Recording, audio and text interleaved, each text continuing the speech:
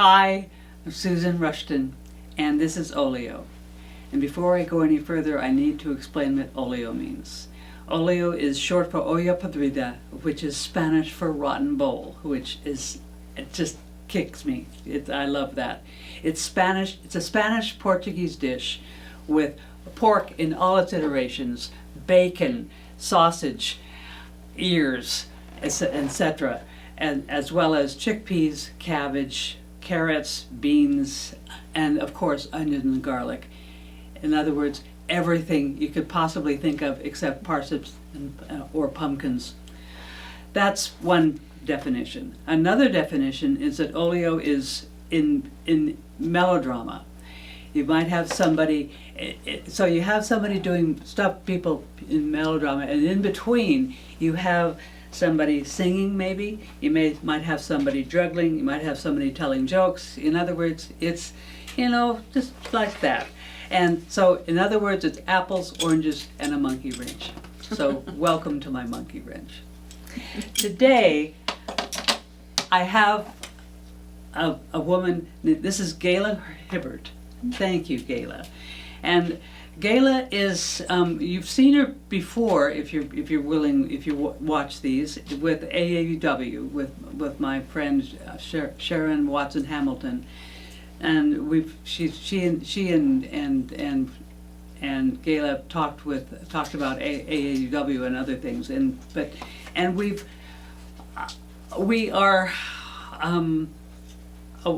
we have been told, you've told us about you have a problem in your head, right?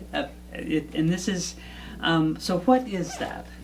Well, it's a brain-based disorder. A brain-based disorder. Mm-hmm. And you said it was, and what is, specifically, what is it? NAMI? Well, my version of the brain-based disorder is called treatment-resistant bipolar 2 disorder.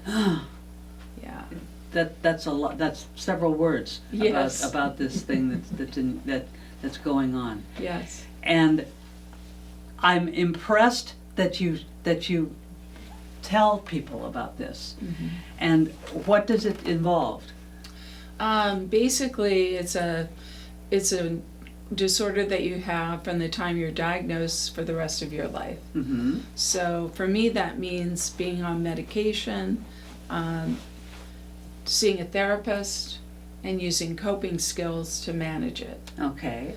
And what bipolar 2 disorder basically involves is highs and lows. Mm. Except my highs and lows are much higher and much lower. Oh. So when I manage it, I try to have a life that is sustainable and basically puts me in a fairly normal state most of the time. I'm pretty stable. I'm aware of that. Yes. I've been with you and been working with you and talking with you. Mm-hmm. Yes. And the only reason I know this is that you've let us know. Yeah. And how did you first know? Well, when I was in my 20s, my early 20s, I was diagnosed with depression, which was not the correct diagnosis, but it was a diagnosis. And part of the reason that I wasn't diagnosed correctly for another 10 plus years, was because when I would go to the psychiatrist, it was because I was very down. Mm. So they thought, oh, we'll just treat the depression. They didn't see me when I was hypomanic, and I had all kinds of energy. I was staying up 3 nights in a row, getting all this work done around the house, driving 90 miles an hour on the freeway. He didn't see that, right? So it took a while, and me discussing my history for the psychiatrist to realize, oh, this is bipolar 2 disorder. This and this, down and high. Yes. Okay. Yes. Okay. So I'm not aware. We haven't been aware of low and high. Mm. And so you're in the middle for the most part. Mm-hmm. as the rest of us are. Mm-hmm. How do you get that way? Basically by using the three tools that, it's kind of a trifecta of treatment, and that is medication, first of all. So I have a mood stabilizer, and then I have an antipsychotic. I don't see and hear things that aren't there, but it's just to help stabilize the mood. And I take some medication for insomnia that often goes along with bipolar disorder. So that's one thing. And I'm not the kind of person who stops taking meds just because I'm feeling better. Oh, good for you. I know. Yeah. It's very unusual, Huh. right? I mean, a lot of times people do that, and then it really sets you back in terms of you go into an episode either low or high, and Okay. you start this circle again. And the other thing I use is therapy, because along with bipolar disorder comes some distorted thinking. So she uses what's called cognitive behavioral therapy. And basically that's where you look at your thoughts and you figure out, okay, what about this thought is not healthy? And how can I correct that?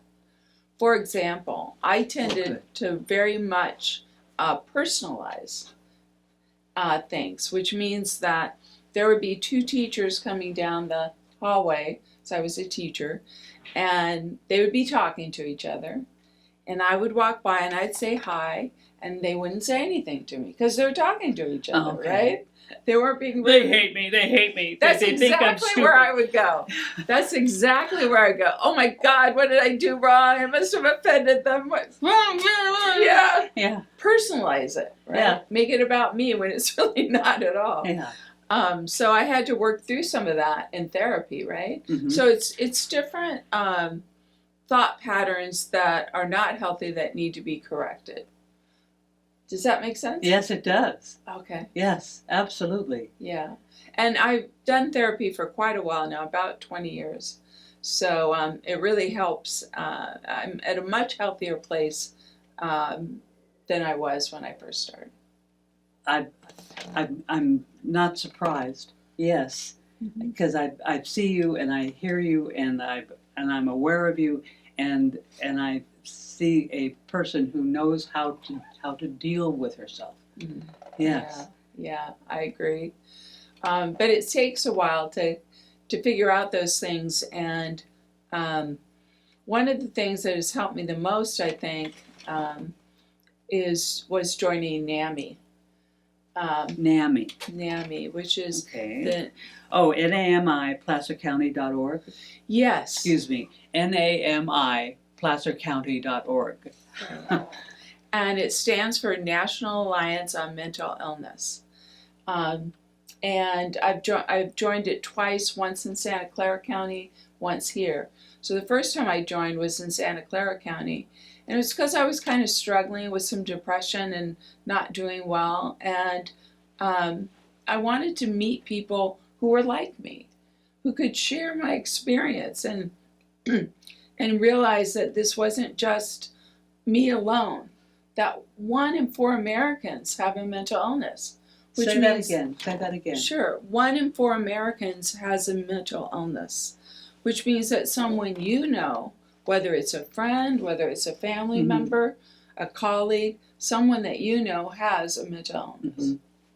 Yeah, and the more we know that we're not alone, the more help we know that is available. Exactly, and that's what I found at NAMI. I found a course called Peer-to-Peer, which is taught by 2 people who have a mental illness but are managing it well.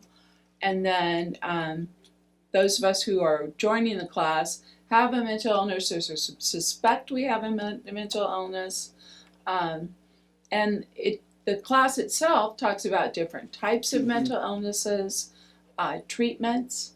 It talks about causes. It talks about how to approach your doctor in terms of what kind of questions to ask.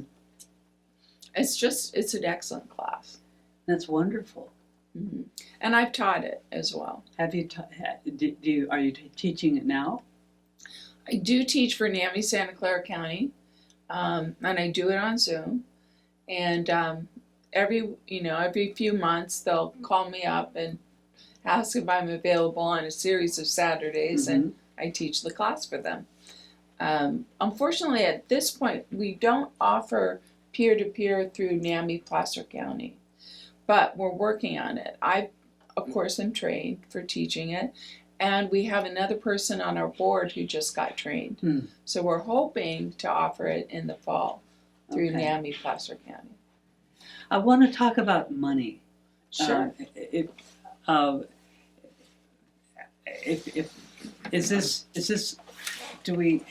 people are having hard times, and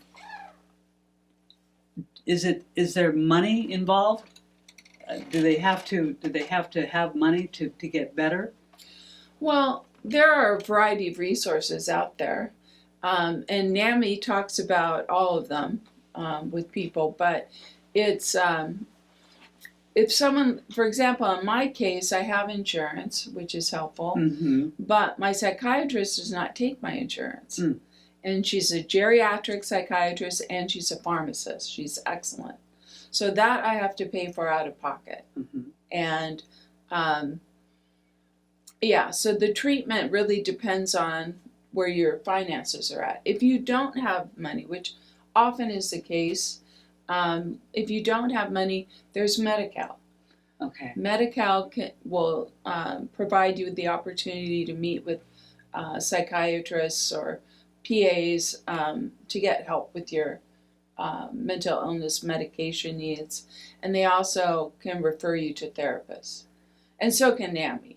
Good. We have what's called the warm line at NAMI Santa Clara County, and you can call in any time. I used to work on it. It was my first job there. And they'll answer any question you have about housing as well as mental illness or any topic related. And if they don't know the answer, they'll get back to you. Okay. And I'm so happy that you are here with me talking about this. And I'm remembering my grimness in high school, being sort of out, sort of here are all the wonderful popular people, and here am I, sort of. And the idea that if you make a mistake, for example, share that you're not, you just don't know something or can't do something, ha ha ha ha ha. But that doesn't happen at this. That doesn't happen with you, and that's wonderful, and that's gratifying. It is really wonderful to be able to be myself and be authentic and tell people this is who I am, and this is a disorder that I have. It's not who I am, but it's a disorder that I have. And the fact that I can do that, I think you're right. Stigma has become reduced over the last 30 years, for example. I think people my son's age, who's 26 and he's in medical school, are a lot more aware of mental illness and are willing to talk about it and are willing to ask for help.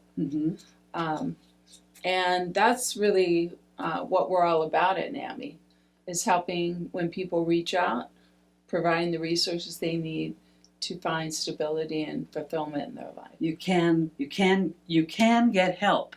Yes. You can feel better. Yes. You can understand things. Yeah, absolutely.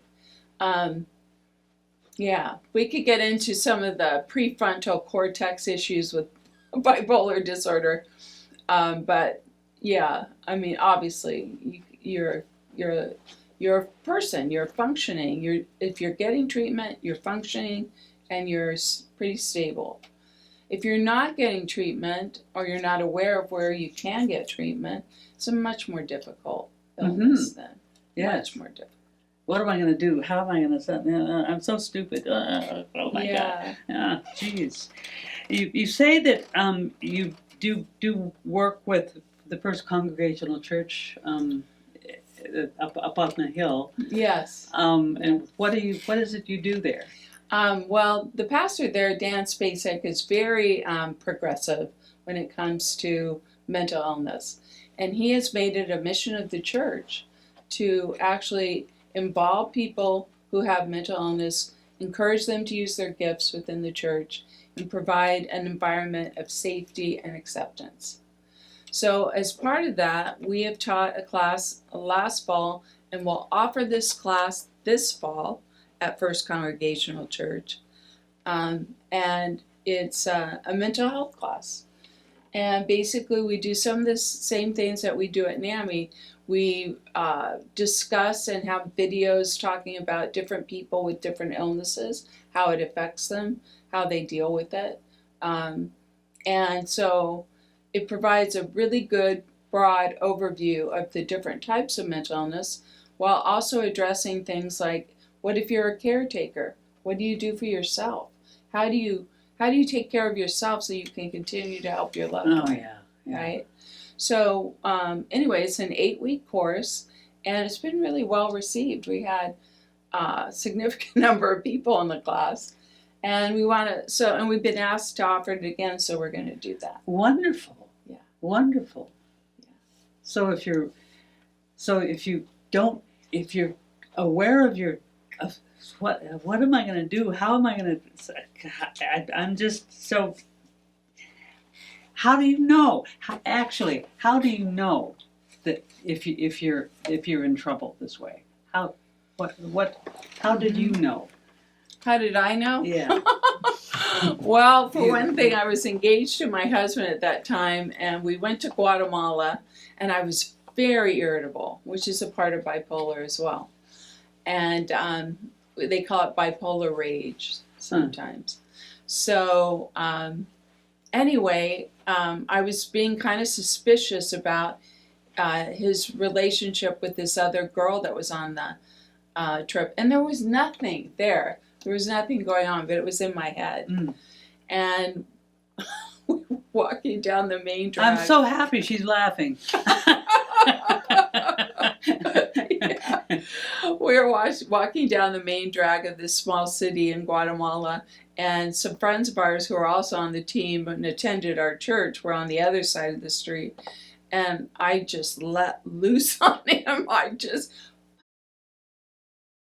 All that. I mean, just full on. What did you say? No. Oh, never mind. No. Sorry. Just full on let loose on him. Uh-huh. And they're watching this. They're observing this. And Dave's sitting there going, what is going on? Uh-huh. I didn't do anything. Uh-huh.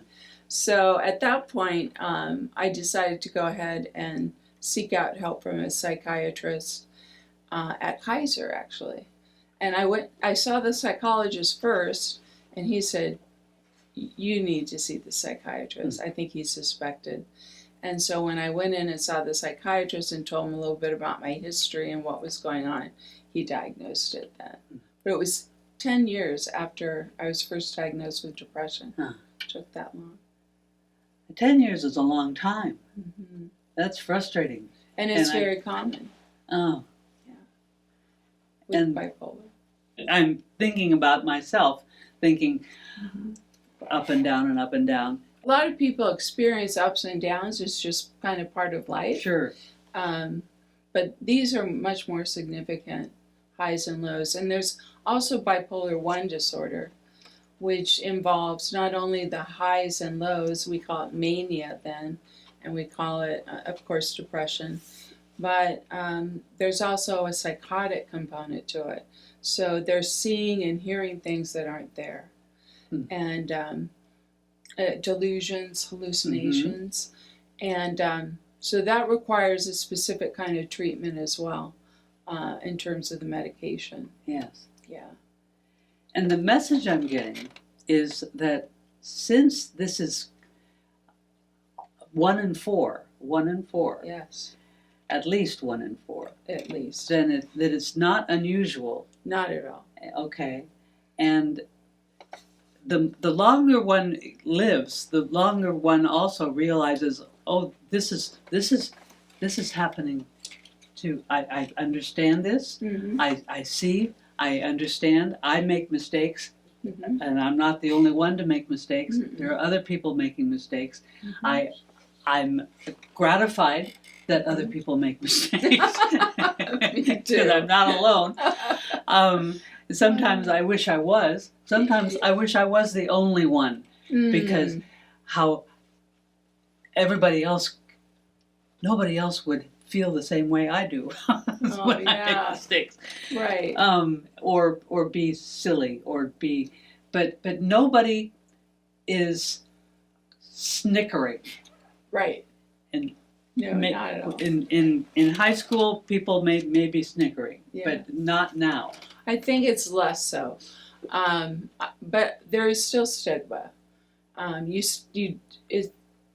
do still run into people occasionally who, for example, this happened at my church. I mentioned that I had bipolar disorder, and this gentleman moved his chair back and said, "Oh, I better be careful then." Uh-huh. And obviously he didn't have an understanding of it. So things like that once in a while happen.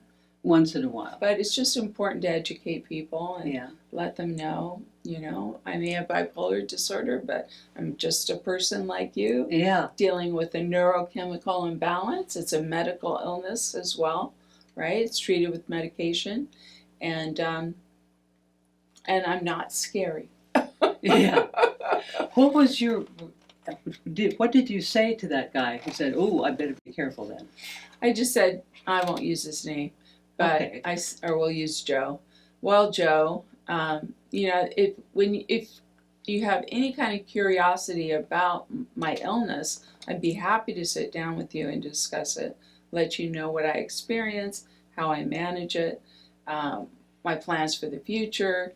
I'm more than willing to sit down and chat with you. And then it didn't happen then, but a few weeks later we did have a more in-depth chat. And he has never treated me that way since. So That's I think wonderful. It helps. Yeah. And it's clear to me that you're comfortable. That's fabulous. You didn't start to cry. No. You didn't. Oh yeah. No. No. No. Yeah. No, I don't feel defensive about it at all. I just think that it's important for me to be authentic, to be myself, and people who love me will accept that and accept the fact that I have this disorder. And people who are fearful, is usually what it is, Mm-hmm. will not. And I'm okay with that. Yes. Right? That's wonderful. You work here in Placer County, Mm-hmm. and you work in Santa Clara County. Clara. Yeah. How often? Well, in Santa Clara County, the things I've done for them included the warm line that I mentioned. I taught the peer-to-peer class and still do on Zoom for them. I also was involved in a mentoring program there, where I was paired with someone who had just gotten out of the hospital and was really struggling and had bipolar disorder. And it's like a lifetime education to learn about this disorder, and they're always learning new things, right? So my job was just to come alongside and listen, really, really listen to what they were going through and make them feel heard. And then if they had questions, well, how do you manage your bipolar? Mm-hmm. Then I could happily share with them the resources that I had and used and the ways that I manage it. And so it was just a coming alongside and helping them over the 4 weeks. We would talk on the phone twice a week, get together in person once a week. And I met some incredible women, is who I was assigned to, some incredible women through that program. That's great. There was an engineer, there was a pharmacy rep, I mean, there was a stay-at-home mom. I mean, Uh-huh. all kinds of range of women and Okay. experience. Okay. And so you have this treatment resistant bipolar 2 disorder. Mm-hmm. Does anybody else in your family have that? Well, Susan, I was actually adopted. Ah, So in my adopted family, there was no one. no. But I did find in the last 2 years, I found my dad's side of the family and people from that. My dad had died 3 years before I found them. But my brother has dealt with depression. Ah. And my oldest brother committed suicide Oh dear. at 19. So there's definitely a thread there Yeah. of mental illness issues. Genetically, it really is a genetic illness as well. But it takes a trigger of some kind to actually trigger the illness. So it might be your spouse dying. It might be going through a divorce. It might be having a baby and not being married. It might be any number of things. But there's got to be a trigger for it. Do you know as what well. yours was? Yeah, I do. I part of this illness also involves in the hypomanic stages hypersexuality. And so I had met this guy after college. Had been a virgin throughout college. Met this guy. Knew very little about sex just because of my parents had issues talking about it. And I got pregnant. And I was 23 years old. I was in my credential year, getting my teaching credential, and I made the choice to keep Brandon. That for me, that was the right choice. And but that was a lot of stress. Yeah, of course. A lot of stress doing this all on my own. So anyway, that was definitely my trigger. Okay. Mm-hmm. Okay. Yeah. And you've settled with it. You know what to do. It's just fabulous. So hypersexuality was made it clear for thinking about it now. That's what was going on. What other things? What if somebody is at home listening and watching? What should they pay attention to? Well, some of the symptoms that that I experienced before I was diagnosed and got treatment, some of the things a person thinking, do I have this, might consider is there's the whole thing with the mood swings. Okay. If you notice that compared to your best friend, your lows are much lower, you stay in depression for at least 2 weeks at a time. Oh, brother. And maybe you notice that when you're not feeling depressed, sometimes you immediately go into this, what I would call hypomania, and you're staying up for 3 or 4 nights in a row and you're not feeling it. You get up in the morning and you're ready to go, or you're not even getting up because you're awake all night, but you're ready to go, and you handle your day and you go through it with a lot of energy. That is definitely a sign that you probably have bipolar disorder. But it's always important, Susan, it's so important to seek out a healthcare professional, whether it's a therapist or a psychiatrist, to get a real diagnosis. I can talk about the things that you might experience, but the most important thing is to seek help and get that diagnosis. So, so some of the other things you might look for are when you're hypomanic, you have a tendency to talk very fast and you don't care what anybody else is saying. You just keep talking, and you keep talking, and you keep talking. Aha! Okay. All right. And something else that you might look for is tendency to take risks. Quite often people will go out and buy a $50,000 car when they really can't afford it. Mm. But they're feeling like, oh man, I'm on top of the world. Yeah. I can do anything. And there's a real desire to spend money. Yeah, yeah. And that Okay. can definitely get you into trouble. All right. Okay. Well, Gayla, thank you very much for joining me. I've learned a lot, and so if you're interested in learning more, NAMI, placercounty.org. Okay. Thank you very much, and I'll see you again.